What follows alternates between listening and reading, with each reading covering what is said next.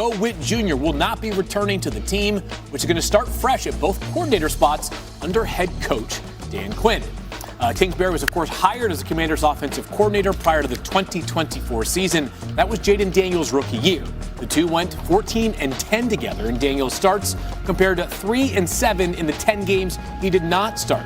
The touchdown-to-interception ratio was 2.6 to 1 in Jaden Daniels' starts, and 1.6 when he did not start, oftentimes that being Marcus Mariota. And with that, we say welcome into NFL Live. Dan Orlovsky right here, Mina Kimes and Swagoo here as well on a very transactional day so far, Dan, but perhaps a bit surprising coming out of D.C. What's your reaction to this news? I'm shocked that Cliff Kingsbury left Washington. Now we'll see why. If that comes out, is he going to become a head coach? Obviously, that would be a different conversation. But if he's leaving just to leave, this is a pretty significant move for Washington. And I would tell you that it's now the most pivotal decision that will be made in the NFL when it comes to the offseason and what the 2026 season looks like. Whoa. Jaden and this team took a significant step backwards this year, and there was a lot of reasons why.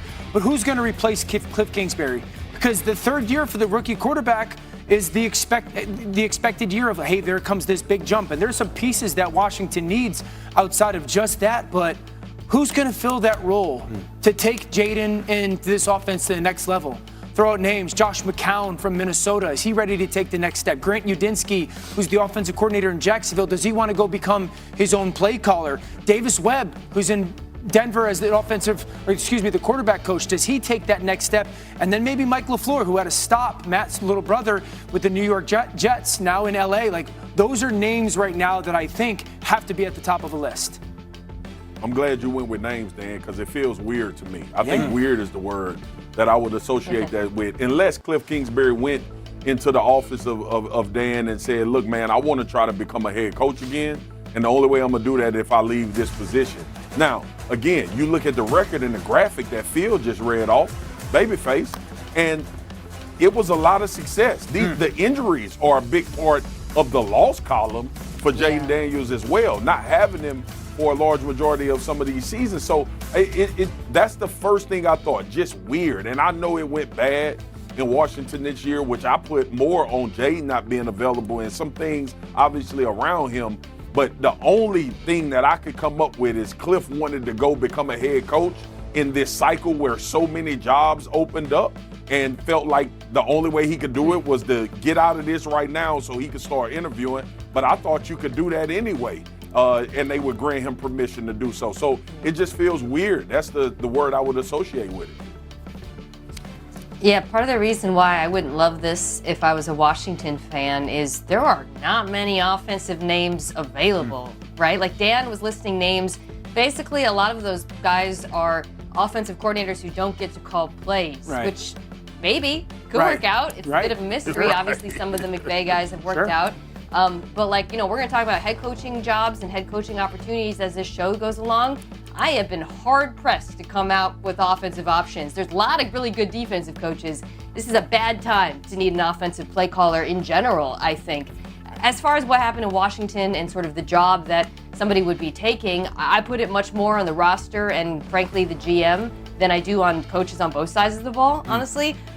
Injuries, of course, are not the GM's fault, but this was a very old roster. We knew this coming in. They bet all in on it. And as much as you like the quarterback, I think the offensive line has some good pieces, and you love McLaurin. Outside of that, they got to get younger on offense. So whoever takes this job and understanding the point, what you're getting in McDaniel, or probably in Jay Daniels and whatnot, you also hope, I think, that they would add some youth on that side of the ball because they really need it. It's an enormous hire. It really is, man. This is a special quarterback, a special player. And you either are going to completely halt where he is, or you're going to take him to the next level. It's an enormous hire. Well, a season of retooling, or an offseason of retooling, was likely coming. In Washington, it turns out we needed about 24 hours to get to that retooling with two coordinators now. I got a question. Maybe. Well, Swagoo, here, let's get to the Cowboys, which is, of course, your wheelhouse here. As more news in the NFC East specific to a coordinator, Matt Eberflus, one and done. He was fired by the Cowboys earlier today, with Jerry Jones saying, quote, after reviewing and discussing the results of our defensive performance this season, it was clear that change is needed.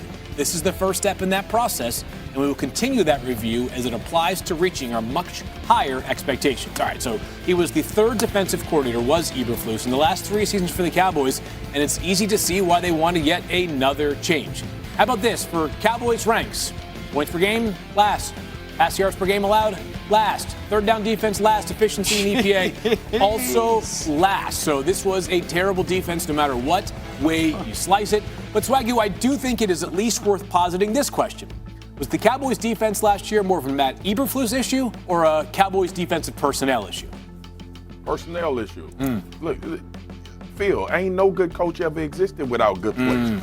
I tell people this all the time. Like, it's no coincidence that Seattle and the Houston Texans are playing the way they play. They got dudes all over the field. And listen, you're not going to be able to build your defenses like that. I use the two most polarizing defenses in the league. But you at least got to be able to look at a roster and say, okay, this guy is a game changer.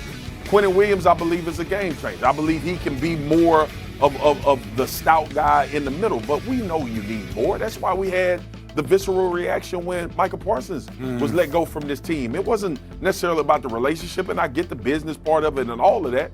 But who on that defense would you line up and say, hey, man, we got to make sure we take care of this guy? No one. Nobody. That was the case. So, again, Matt Eberflus is, I think he's a solid defense coordinator. I don't think he's a world beater. Schematically, there are absolutely some things that they could have done differently. I would have been more of a pressure team when you don't have the personnel and just live and die by trying to put people in a bad way. So all of those things are to be discussed. But more importantly, the personnel was not good at all. So that's that.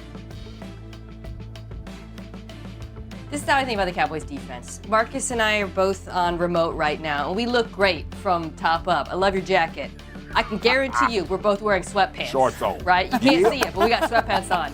That's the Cowboys defense. Up front, you got some guys. You got Quentin Williams, you got Kenny Clark. I think Donovan Ezeraku showed some stuff. The pass rush is legit. The problem is everything behind that pass rush because there are so many issues in that back end. The linebacker group, you need corners.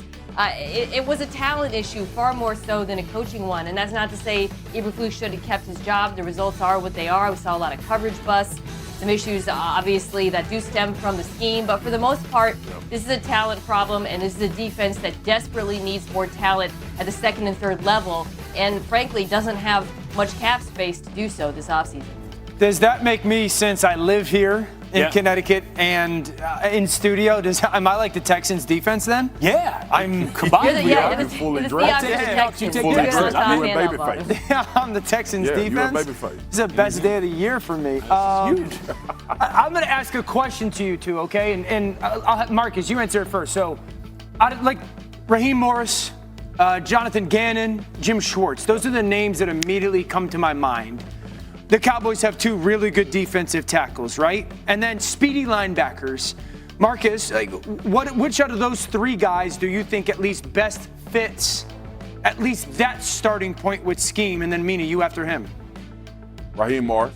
I think a lot of it, too, is just his experience in the secondary, Dan. Mina just pointed out how bad those guys are back there. I remember Raheem was actually a coach at the Senior Bowl when he was with the Tampa Bay Buccaneers when I was there. So he's been around Money Kiffin. He's been around, and obviously Money was famous for the Tampa too, but coverage is a big thing for Raheem. And if you notice, every place that he's been, defense coordinator-wise or head coach, he's always had a stalwart corner. That's just what he believes in. He's going to go find a guy that can handle one side of the field. So that would be the first thing that comes to my mind with the glaring issues